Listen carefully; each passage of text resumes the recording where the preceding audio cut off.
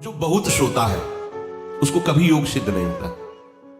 सच्ची मानिए, 3 घंटे नींद में काम हो जाता है, अधिक से अधिक 4 घंटे। यह सोना हमारे लिए बहुत हानिकारक है और यह सोना हमारे लिए लाभदायक भी है। दोनों बात समझना। जिसका स्वभाव बन जाता है कि जहां बैठे वहीं सो गए, जहां बैठे, ऐसा हमने देखा है, तो बैठे 2-4 मिनट जहां एक घंटा बजने लगे, ये क्या है, ये दलिद्रा की?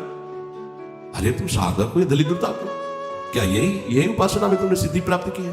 जहां बैठ जाओ वहां तुम लड़खड़ा गए, लार बहने लगी, सोने लगे, घोटा बजने लगे, ये दलिद्रता है, ये तमोगुणी है। ऐसा नहीं। एक बार नींद को समय दिया है, 3 घंटे 4 घंटे, आ जाए तो आ जाए, नहीं उसको निमंत्रण नहीं देना, राधा राधा राधा, और जग कर फिर वैसे ही अपनी दिनचर्या, कोई भी फर्क नहीं पड़ना। आप अभ्यास कीजिए, कोई फर्क नहीं पड़ेगा। कई दिन बराबर जगने पर भी आपकी दिनचर्या पर कोई फर्क नहीं पड़ेगा। जो अपना स्वभाव बिगाड़ रहे हैं, वो अपना नाश कर रहे हैं। अधिक पड़े हैं, सो रहे हैं, ये ठीक बात नहीं है। बार बार जो अधिक पड़े रह करके सोने का अभ्यास किए हैं, वो कहीं भी नहीं, उनको बार बार नींद सताएगी।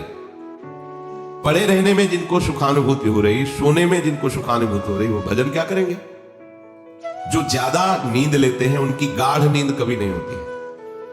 मतलब अब सो चुके, थक गए, ऐसा नहीं आएगा। उनको बहुत प्रकार से विघ्न पड़ने लगते हैं, स्वप्न आदि आने लगते हैं, नींद का स्वरूप लंबा हो जाता है, 10 घंटे 12 घंटे। हमको एक ने बताया था कि हम केवल भोजन के लिए उठते हैं, अपने कमरे में ही पड़े रहते हैं, 18 घंटे वो सोते हैं। तो क्या जीवन आपका है? ये जीवन है? सोना बहुत हानिकारक है। अरे हम परमार्थ के पति के जितनी बार नाम जप कर लिए वो हमारे बैंक में जमा हो गया। सो के क्या बर्बाद करना है? 3 घंटे 4 घंटे, इसके 5-6 घंटे वो उनके लिए है जो बहुत श्रम परायण है, परिश्रम करते हैं शरीर से, साधक के लिए नहीं। 3 घंटे पर्याप्त है। आप अभ्यास करके तो देखिए, 3 घंटे में आपको बिल्कुल 24 घंटे के लिए तृप्ति मिल जाएगी। हाँ बिल्कुल ठीक है, अभ्यास कर लीजिए। दिन में लेटे रहने पर भी 1 मिनट नींद नहीं, अभ्यास कीजिए। अभ्यास अमृत है, और अभ्यास ही मृत्यु है। आपने जैसा अभ्यास कर लिया, अमृत का अभ्यास किया तो अमृत है, और मृत्यु का अभ्यास किया तो मृत्यु है। भोगों का अभ्यास करना, सोने का अभ्यास करना, प्रपंच में अधिक रुचि रखना, ये सब मृत्यु है। नामामृत, लीलामृत, रूपामृत, धामामृत, इसका अभ्यास करो, अमृत है ये। शरीर उसका बहुत सोने पर भी आलस्य से भरा रहेगा। आलस्य के कारण वो भजन में जे भी बैठेगा 2-4 मिनट में ही माला छूट जाएगा और नींद आ जाएगी। ऐसा दर्शन होता है। वो बहुत कोशिश करते हैं, ऐसे हो जाते हैं। ये कैसे हो गया? तुम्हारा क्या अभ्यास है? ऐसे कैसे कोई हम पे ऐसे कैसे हावी हो सकता है?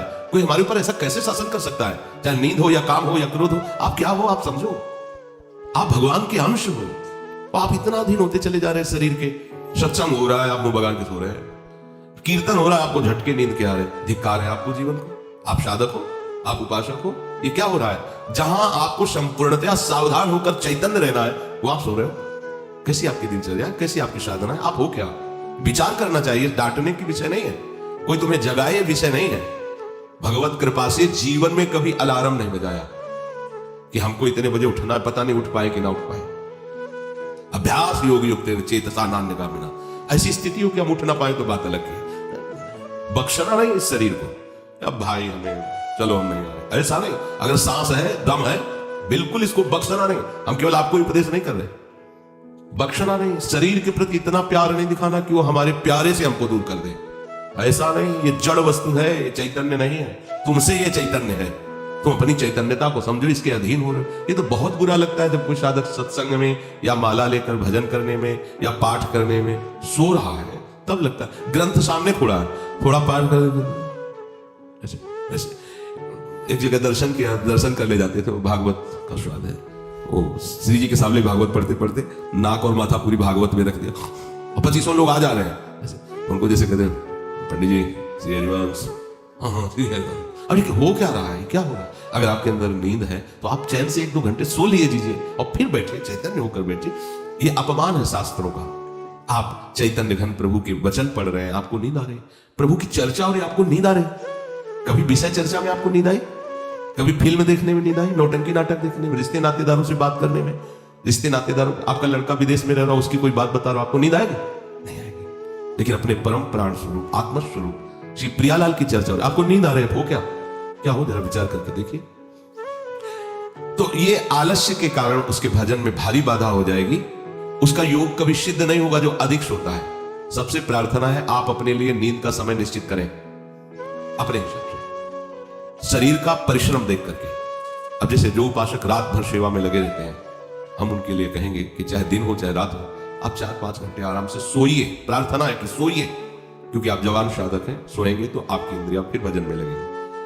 आप अपने को देखिए, यदि आप कोई सेवा बल वाली नहीं करते हैं तो 4 घंटे से ज्यादा आप नहीं। अच्छा उपासक 3 घंटे में हो जाता है। अब आप लोग देख लीजिए, अपनी एक दिनचर्या में नींद का समय आप निश्चित कीजिए, और जो निश्चित कीजिए उसे कम से कम 10 वर्ष तो निभाइए।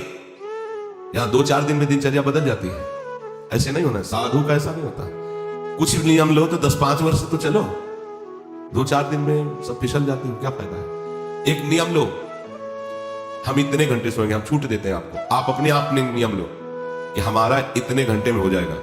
उस घंटे को आप लिख लो अपने सामने कि मुझे इतने घंटे केवल सोने के लिए सत्संग में अनुमति है, क्योंकि हमने वहां इतना नियम लिया था। आप ले बताने की जरूरत नहीं, आपके द्वारा लिया हुआ नियम कि आपसे कभी नहीं टूटना चाहिए। स्वीकार करो आप अंदर से कि आप इतना सोएंगे, पर लिमिट हम बताए देते हैं। शरीर अधिक श्रमित जो सेवा में होता है 5 घंटे, गृहस्थी है 6 घंटे, साधक है 4 घंटे।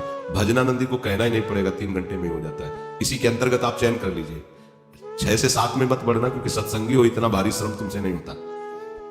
बलराम ब्रजवासी है, 20 वर्ष की बात बता रहे, एक दिन की नहीं, 20 वर्ष की नित्य दिनचर्या से वृंदावन की परिक्रमा, और कितनी मेहनत से चक्की चला करके 150 रुपया करके घर परिवार चलाना, संत सेवा करना, सत्संग सुनना, ये सब। गृहस्थ है, परिवार है, भागे घूम रहे हैं परमार्थ के लिए, नंगे पैर पूरे वृंदावन, 20 वर्ष पानी गिरे पत्थर गिरे कोई मतलब नहीं, इतनी इतनी एड़ी फट गए एकदम। अब उनको क्या कहोगे, साधु नहीं कहोगे तो क्या कहोगे। ब्रजवासी है, रात दिन प्रभु का नाम स्मरण, सत्संग, परिक्रमा सब कर, और मेहनत उठा उठा के बोरा भर बेचना, उसमें कहीं 10-20-50 रुपए बचा लेना, परिवार का पोषण करना। आपके लिए तो कोई सेवा ऐसी नहीं मेहनत वाली, फिर आप इतना लंबा सफर कैसे सो सकते हैं। वो गृहस्थ होते हुए जो 2:30 बजे जगते हैं, तब अपनी दिनचर्या पूरी करते हैं। हो सकता है रात्रि के 10-11 बज जाते हैं, दिन में वो चुपकी में रहते, कब सोते होंगे। तो 20 वर्ष की दिनचर्या आप उसकी बता रहे हैं। आप विचार करो, आप साधक है, आप विरक्त हैं, या आप संसार से निवृत्त होकर वृंदावन वास करें, आप कितना सोते हैं। ये बंद करो, शरीर को सुखी करना बंद करो। ये शरीर को सुख देने की बात महा दुख मोल लेना है। निश्चित करो आप अपने समय को सोने का। कर लिया, कर लिया, हाँ, अपना समय निश्चित करो। जो समय निश्चित किया हो, 4 घंटे, 5 घंटे, 6 घंटे, ये धाम है, यहां झूठ नहीं चलेगा। अगर 6 घंटे निश्चित किया तो 6.25 घंटे नहीं होना चाहिए। उसी को आप विभाजित कर लीजिए, 4 घंटे रात्रि में सो लीजिए, 2 घंटे दिन में सो लीजिए। आपको अगर 6 घंटे सोना है, 4 घंटे सोना है, 3 घंटे आप रात्रि में, 1 घंटे दिन में विश्राम। अगर आपका रात्रि में हो जाता है तो दिन में विश्राम की जरूरत नहीं, आपको इस पर जाना पड़ेगा।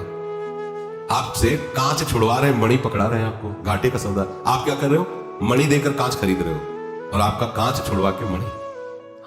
इंद्रनील मणि श्याम मनोहर 7 कुंभ तरंगे, इनके समीप चलना है, इनकी जूठन पाना है, इनके साथ खेलना है। ये सौभाग्य प्राप्त करने के लिए जो असत धारणाएं हैं उनको मिटाना होगा।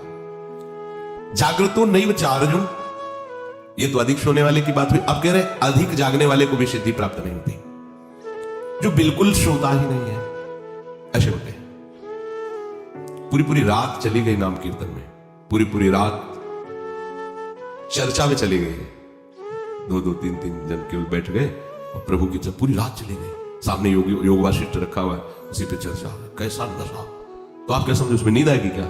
जो इंद्रियों को खुराक मिलनी चाहिए वो मिल जाती है। बड़े बड़े महापुरुषों को देखो, राय रामानंदाचार्य जी, राय राम गाते हैं प्रभु चैतन्य देव, पूरी पूरी रात चर्चा हो रही, पूरी पूरी रात कीर्तन हो रहा है। क्या होता है कि सुबह सब जैसे लुढ़के हैं नींद में, नहीं।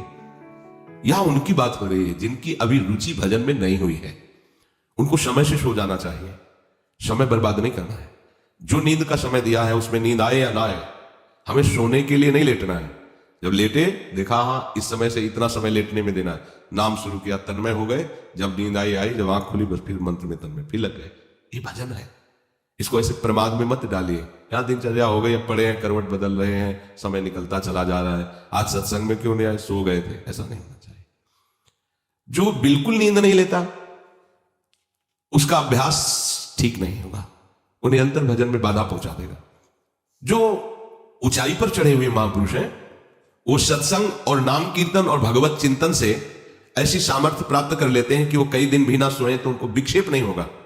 ये परेशान है, इनको तो नींद ही नहीं आई है, क्योंकि उनके जागने में इंद्रियों को वो सब मिल जाता है जो सांसारिक पुरुष को नींद में इंद्रियों को विश्राम मिलता है, उनको भजन में मिल जाता है, परंतु उस स्थिति तक पहुंचने के लिए समय से सोना आवश्यक है। जब विश्राम और इंद्रियों को खुराक नींद की मिल जाती है तो वो भजन में हमारा ज्यादा सहयोग करते हैं। इसलिए उचित समय निश्चित करो नींद का, और उतना ही आप उसको शयन के लिए दो, नींद आए या ना आए, ठीक समय पर उठ जाओ। उठने की प्रवृत्ति का होता है कि सबसे पहला काम, जहां आपकी घड़ी पे दृष्टि गई कि हमारा समय उठने, तो सबसे पहले बिस्तर से हट जाओ।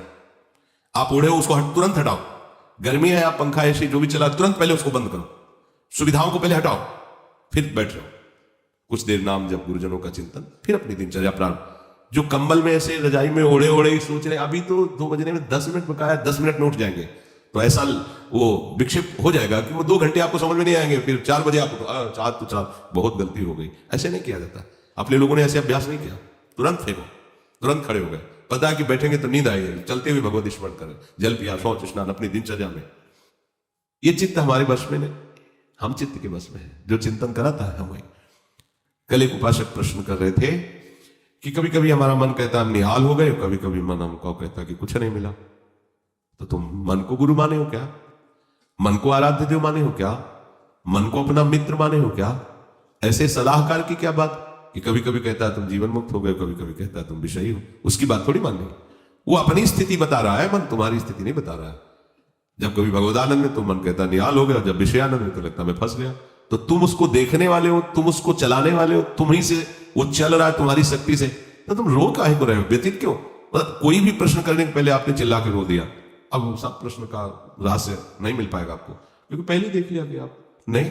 गंभीर, किसी संत के पास जाने के लिए पहले गंभीरता पूर्वक प्रश्न करो। कोई भावुकता की बात आ रही है, आप रो देते तो अच्छी बात है। अब आप प्रश्न कर रहे हो, पहले तो चिल्ला चिल्ला कर रो रहे हो, पूरा वातावरण जो है आपने गंभीरता से रहित कर दिया। और दूसरी बात, आप समझोगे क्यों रो रहे हो। अगर प्रियाजू की प्राप्ति के लिए तो सभा में चिल्ला कर रोने की जरूरत क्या है? प्रियाजू की प्राप्ति के लिए तो एकांत में रोइए, खूब नाम जप कीजिए। अगर सभा में आए हैं प्रश्न करने के लिए तो गंभीर रहिए और मुस्कुराते हुए प्रश्न कीजिए। ये रोना धोना नहीं, ये एकांत का विषय है, अपने आराध्य देव के विषय में। कभी भाव आ रहा है तो बात अलग की है। हम चित्त के अधीन हो गए हैं, बस इसको सुधार करना है।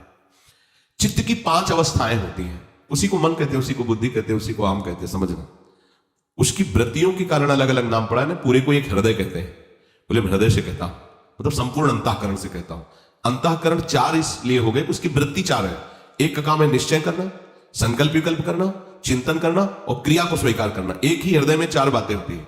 तो जो निश्चय उसे बुद्धि कह दिया गया, जो संकल्प विकल्प उसे मन कह दिया गया, जो चिंतन उसे चित्त कह दिया गया, क्रिया को स्वीकार करना उसे आम कह दिया गया। है एक ही हृदय। उसी हृदय को हम जब बात करते हैं तो उसे 4 रूपों में करते हैं। तो मानो अगर मन की बात चल रही तो चित्त आ गया, बुद्धि आ गई, अहम आ गया। चित्त की बात चल रही तो उसमें मन आ गया, बुद्धि, क्योंकि एक ही हृदय की बात हो रही। तो 5 अवस्थाएं मानी गई हैं। बहुत ध्यान से सुने, तो इसमें हम अपने चित्त को भगवदाकार कर सकते हैं। चित्त की 5 अवस्थाएं शास्त्रों में ब्रह्म ऋषियों ने मनन करके पाया है। मूढ़ता, मूढ़ अवस्था, क्षिप्त अवस्था, विक्षिप्त अवस्था, एकाग्र अवस्था और निरुद्ध अवस्था, ये 5 अवस्थाएं पाई गई हैं। इनमें 2 से भजन नहीं होता। जिनके चित्त में ये 5 में 2 पहली वाली अवस्थाएं जोर की होती हैं, मूढ़ अवस्था और क्षिप्त अवस्था, उनसे बिल्कुल भजन नहीं होगा। वो पाप प्रवृत्ति में ही चित्त लगाने वाले जन हैं, उनसे भजन बिल्कुल नहीं होगा। जिनके ये विक्षिप्त, एकाग्र और निरुद्ध, ये गौड़ है, एकदम दबे हुए हैं, और मूढ़ता और क्षिप्तता ये जागृत है, बहुत विशाल, उनसे भजन नहीं होगा, साधन नहीं होगा। वो पापाचरण रत रहेंगे, दान पुण्य भी करेंगे तो अहंकार की धरा में होगा। अब यहां से शुरू होता है साधन। विक्षिप्त से कभी भजन होता है, कभी विषय चिंतन होता है। ये विक्षिप्त चित्त का होता है। कभी प्रभु अच्छे लगते हैं, कभी संसार अच्छा लगता है। अभी ये आगे पद्धति नहीं बढ़ी, ये विक्षिप्त है, पर ये अधिकारी है भजन का। इस अधिकार वाले उपासक को जब साधु संग मिल जाता है और सत्संग मिलता है, तब वो बार बार सत्संग के प्रभाव से विक्षिप्तता को अगली पद्धति में बदल देता है, एकाग्र। अब वो एकाग्र होने लगता है कि मेरे जीवन का उद्देश्य केवल भजन है, केवल प्रिया प्रीतम की प्राप्ति है। नहीं, अब संसार को मैं नहीं मानूंगा कि संसार मेरा है, संसार के संबंध मेरे हैं। सत्संग के द्वारा ये विक्षिप्तता एकाग्रता में बढ़ गई, और जब एकाग्रता में अपने आराध्य देव के चिंतन में तन्मय हुआ तो उसे आनंद मिलने लगा, तो सविकल्प समाधि में उसकी गति हो गई। सविकल्प, अभी विकल्प चल रहा है पर वो सम अवस्था को प्राप्त हो, आनंद का अनुभव होने लगा। विक्षिप्त से भजन प्रारंभ होता है, एकाग्रता में उसको आनंद का अनुभव होने लगता है, और आगे है निरुद्ध अवस्था, चित्त के चलने की गति ही खत्म हो गई, अपने आराध्य देव में चित्त फंस गया, निरुद्ध हो गया। इसे कहते हैं निर्विकल्प समाधि। आप कोई कल्पना नहीं रह गई, केवल सम अवस्था, भगवदाकार वृत्ति, परमानंदमय। अब ये चित्त प्रिया प्रीतम में हो गया। चित्त अवस्था और मूढ़ अवस्था ये भजन नहीं होने देते। विक्षिप्त अवस्था से भजन प्रारंभ होता है, एकाग्रता में भजन का सुख मिलता है। इसके आगे जब एकाग्रता ऐसी बढ़ती है कि अपने आराध्य देव के सिवा कुछ चिंतन ही नहीं करता चित्त, तो उसे निर्विकल्प समाधि कहते हैं। वो हर समय आओ स्वामी जी महाराज करें, चित्त न डुला इतु आओ समाधि भीतर। अब वो उठते बैठते चलते फिरते क्रियारत होते हुए भी समाधि में रहता है। अपने आराध्य देव में चित्त निरुद्ध हो गया, अब चित्त पंग हो गया, अब हटाने से भी नहीं हटेगा। तो चित्त की सार्थकता है निरुद्ध अवस्था में पहुंचने की। गोपीजन इसी अवस्था की महापुरुष है, सब क्रियाएं घर की हो रही है और मुरारी पादार्पित चित्त वृत्ति। अम्बरीश जी इसी अवस्था के महापुरुष हैं, सम्राट पद पर है, लेकिन सावई मन कृष्ण पदारविंदयो, निरुद्ध हो गया मन प्रभु के चरणारविंद में। यदा विनियतम चित्त मात मन्ने वावतिष्ठते, जिस काल में चित्त आखिरी अवस्था को पहुंच जाता है, निरुद्ध अवस्था। एकाग्रता में भी पहुंचना बहुत बड़ी सिद्धि है, पर अपने लोग जो सब हैं विक्षिप्त अवस्था में है, कभी संसार का आकर्षण, कभी प्रभु का आकर्षण। लेकिन मूढ़ता और क्षिप्तता में प्रभु का आकर्षण होता ही नहीं है, वो उसी में लगा रहता है प्रपंच में। बस लड़का बच्चा परिवार खाना कमाना, धर्म से धन आवे या अधर्म से आवे, इसका कोई भेद उनके अंदर नहीं। धन आना चाहिए, भूख सामग्री मिलना चाहिए। जो विक्षिप्त अवस्था से भजन प्रारंभ होता है वो संत संग से एकाग्र होता है, और भजन का जहां आनंद मिला वो निरुद्ध हो जाए, फिर छोड़ नहीं सकता। फिर तो चित्त प्रभु के चरणों में, या चित्त चोर ने चित्त को चुरा लिया। ये जो स्थिति है उसे कह रहे हैं विनियतम चित्तम यदा। यदा माने उस समय जिस काल में चित्त निरुद्ध अवस्था को प्राप्त हो जाता है, वो स्थिर हो जाता है अपने स्वरूप में, आराध्य देव में। चित्त भगवदाकार हुआ कि अपना वपु अनुभव में आ जाता है, जो स्वरूप है सहचरी वपु। सहचरी वपु अपने आराध्य देव के समीप ही होती है, इसलिए आराध्य देव अलग से ध्यान में नहीं आते, अपने को वहीं देखता है प्यारी जो प्यारे जो के समीप। जब राधिका श्याम प्रसन्न भये तब नित्य समीप सु खैंच लए, और हरिवंश समीप सदा तिनके, सुख संपत्ति दंपति जो जिनके। तो हम अभ्यास करें, हमारा चित्त विषयों में विक्षिप्त न हो, प्रभु के नाम रूप में एकाग्र हो, और ऐसा एकाग्र हो कि फिर चलायमान ही न हो, अर्थात निरुद्ध हो जाए, तो हमारी स्थिति प्रिया प्रीतम की समीपता का अनुभव करने में